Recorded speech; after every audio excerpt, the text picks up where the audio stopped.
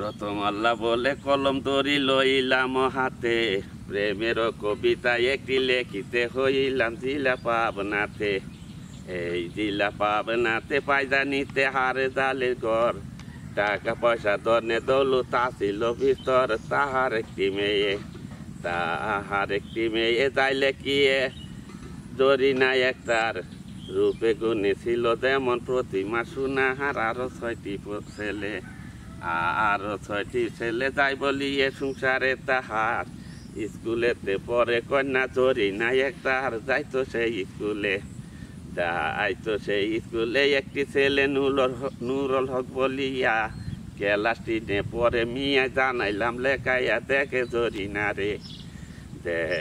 জরিনা রে ঘুরে ফিরে আশো দিয়া, কথা নাহি বলে কোনো সাহস করিয়া। এমনি আসে যায় হাই রে হাই দিবানিসি ঘুরে। জরিনার রূপ দেখিয়া সহিতে না পারে মাথায় কালো কেশ, দেখতে বের বাঙ্গায় আসি জুরা। দেখলে রসিক ঠিক থাকে না, পাগল হয় যে পুরা। থাকে একা ঘরে লেখে পরে মনোযোগের সাথে।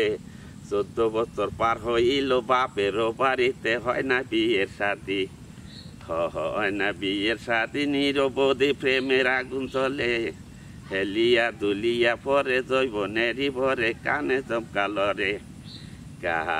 জমকালো রে হাওয়াই উড়ে উল্টা বাজি দিয়া।